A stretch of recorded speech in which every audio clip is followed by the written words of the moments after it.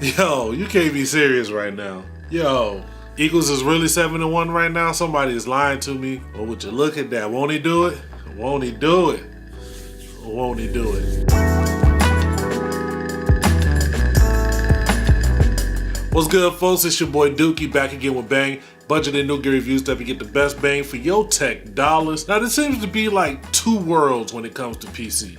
There's the camp of bigger, better, more stuff. Then there's the other extreme where smaller is better. Technically, what you can do with your phone these days is amazing, but sometimes you still need a little bit more power than that. That's where something like this comes in, the Azulle Byte 3. We're gonna get into it. I'm gonna show you guys what's really good and let you know if this is something you should even be checking out. Now, as you open the box up, you realize you get all your important information and anything that you may need. We don't need any of that. When you reach to your accessories box, you first get some jumpers and some M.2 thermal pads if you choose to install one. You also get your power cable and a small little remote that's kind of interesting. We'll see how it stacks up versus the Azule Link or other remotes, or just using a mouse and keyboard. And then you get your actual device. We're gonna go into the specs right here and let you know what this thing is rocking with. Now, spec-wise, the Azulle Byte 3 comes with quad-core Intel Apollo Lake N3450 processor, Windows 10 Home. This is actually the Pro version. It also comes with Linux Ubuntu if you want that as well. It comes with either 4 or 8 gigabytes of RAM. I believe this is the 4 gigabyte version. It comes with the Intel HT Graphic 500 GPU. Now, this one has an internal 32 gigabyte eMMC storage, but it also supports 2.5-inch SSDs or M.2 drives. Turning it to the left, you get ventilation support. On the right side, you get your SD card slot and 2 USB slots. One is USB 3.0, one is 2.0.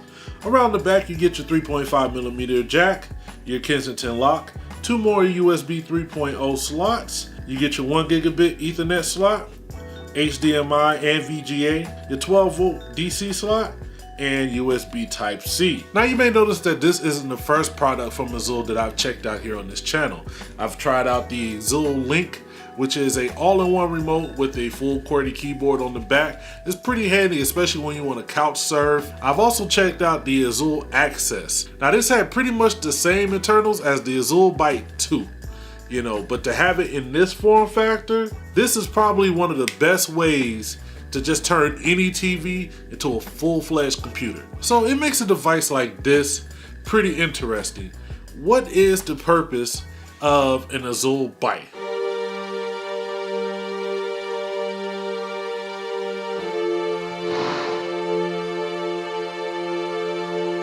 What really is the purpose?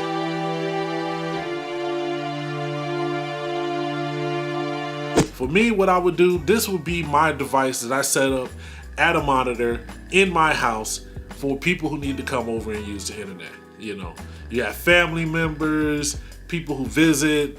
Sometimes they got something they can't do on their phone. I will set this up, plug in a mouse, keyboard, boom, you're ready to go. So what we're gonna do is I'm gonna plug this in, get it hooked up, and I'm gonna show you guys exactly how you can use it.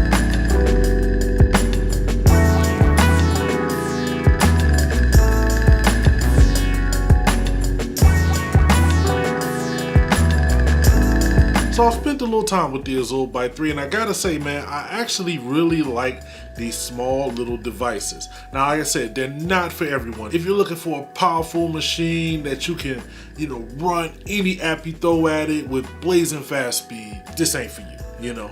I don't really like doing benchmarks on a machine or a device like this because I don't really think it's necessary, but I did it for you guys. So real quick, here's a Cinebench score and the hard drive speeds running Crystal Disk Mark. Now you can see these numbers are not blowing anything away. It's plain and simple, but that's to be expected from a device like this. I don't think that's what its real use case is. For me, like I said, the best way to use this is either as an HTPC if you don't want to run a Android box or something like that, you can set this up in your living room, have Plex running off of another machine, and well, you know, for shits and giggles, I also installed Steam and ran Steam's in-home streaming. Now, that really depends on the machine that you're running it off of. You can see right here that I have it running on the Azulle Byte and the machine back here. And also, I had it over Wi-Fi. It probably would have ran a little bit better if I plugged in the Ethernet cable, which I do. I have another one over here, but just running it off of Wi-Fi. It still was playable. You're not going to be playing any esport games where you need the highest frame rate or resolutions, but you wouldn't play those type of games like this anyway. What you would do is you'll play your low energy games that you're just, playing for fun. More of your lazy, laid back games, sitting on the couch. I'd use this perfectly for something like that. Like I said, it's still not recommended, but you can do it. Now, I spent a little time with the remote, and the remote is cool. It's IR based, so if it's not pointing directly at the device, then you're not gonna get the best results, but for somebody like me, I like running Windows 10 in desktop mode. Now, if you run it in tablet mode, or where you just use the apps, then this probably will work a lot better. But for me, in desktop mode, it's not the best. You still wanna get like a wireless keyboard and mouse, or even something like the Azul Link.